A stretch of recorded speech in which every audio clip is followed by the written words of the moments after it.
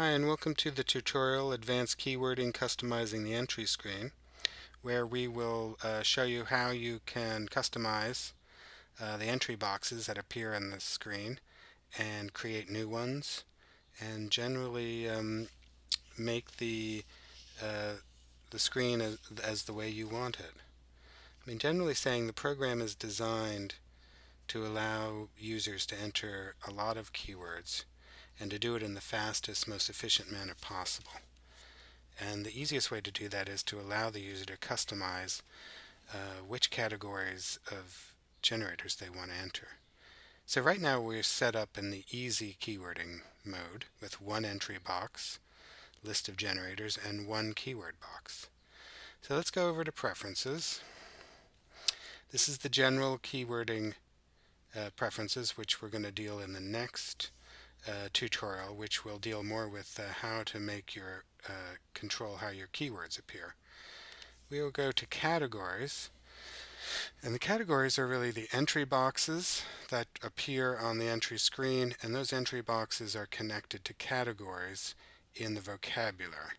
So let us go and we'll enter Advanced mode, and let's go see how that looks. So we go over here. So in Advanced mode we have a comprehensive menu breakdown of generators that you can add. And so you can do, the color image, what kind of image it is, what the format of the picture is, whether it's interior or exterior, what time of day it is, numbers, and this is an easy way and a comprehensive way for you to accurately keyword your images. And it's easy to find these generators when they're all broken down into different things. But you may say to yourself, that's great, I love it, but it doesn't interest me, I want to do it differently. And in that case, we go back to Preferences, we go to Categories, and we see here that you can modify which box appears on the screen. So you can say, I don't really use featured, so I'm going to hide it. And I'm not interested in famous places. And I don't have lots of families groups in mine. And I don't like age. And so on and so forth. And so when you do that, you go over here. You see that there are less boxes here. Go back to Preferences, Categories. You also see that you can control in the entry order in what order that they appear on the screen. You also can say whether you want to make that field entry box required, that is, they have to put data in it, or you can also make it so that it accepts multiple entries. And that is, for instance, time of day might have different words that you want to put in, but format can really only have one word. It's either a horizontal, it's a vertical, it's a square, it's a panorama. There can't be multiple entries into it. So you can determine which of these boxes, you can determine the behavior of how they function. Now, the important thing there is that you also may enter new categories. And this is very helpful if you are have a specific photography interest. For instance, if you're a food photographer, you may not be interested in any of these. So what we'll do is we enter simple mode. Now we've hidden everything. We're going to create a new entry box category. So we go vegetables.